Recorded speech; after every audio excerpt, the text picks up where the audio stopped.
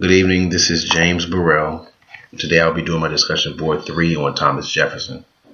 The question posed was, what is Thomas Jefferson's legacy?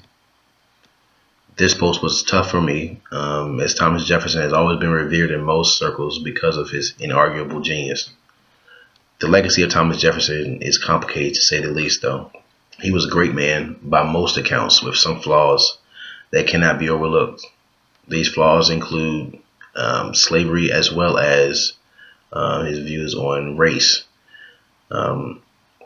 His accomplishments included the Declaration of Independence, the signing of the Constitution, becoming the third president, and the Louisiana Purchase, amongst other accomplishments. I personally believe that Jefferson's legacy was that of being a prisoner of the moment.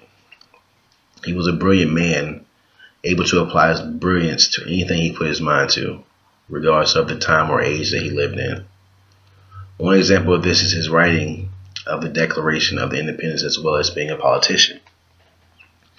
We don't know if he even believed any of the words he wrote in the Declaration, but according to Jan Lewis and Peter S. Onuff in the journal article entitled American Synecdoche, Thomas Jefferson as Image, Icon, Character, and Self, they write that Jefferson's personal ambitions, epitomized by the claim that his Declaration of Independence was intended to be an expression of the American mind and not of his own imperious will, which is interesting because those are some of the greatest words that we've seen.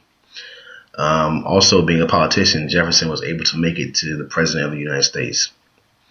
He was able to adapt to being in the public eye, even when there was a scandal brewing about his slave, Sally Hemings. Jefferson was able to deflect most of that bad press off of him, though. He had an uncanny ability to paint himself as one without fault. This is something that he did on a regular basis, especially when it came to his personal life.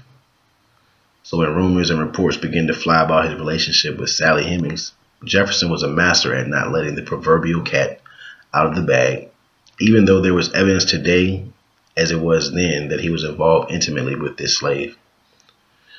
Being prisoner of the moment, his relationship with Sally Hemings can be looked at as him, just like all the other relationships with multiple slave masters and slaves that they had during that time.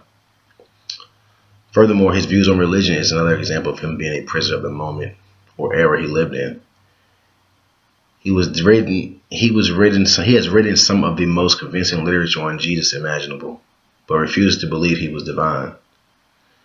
In his book, Memoirs, Correspondence, and Private Papers of Thomas Jefferson, we all agree in the obligation, Jefferson writes, we all agree in the obligation of the moral precepts of Jesus, and nowhere will they be found delivered in greater purity than his discourses. Jefferson also writes that he was sincerely attached to his doctrines in preference to all others, but yet he still refuses to believe that Jesus was divine. I think this was due to the age of enlightenment and the era he was living in. Jefferson was friends with Thomas Paine, and a lot of times your friends can influence you. Jefferson grew up Anglican, but came of age during the age of enlightenment, which was very influential at that time in both England and America. In conclusion, Jefferson was many things, but his legacy is one of a man who capitalized on the time he lived in for his benefit. I believe that Jefferson probably could have lived at any time and been great, just depending upon if he could capitalize on what was going on in that era. Thanks.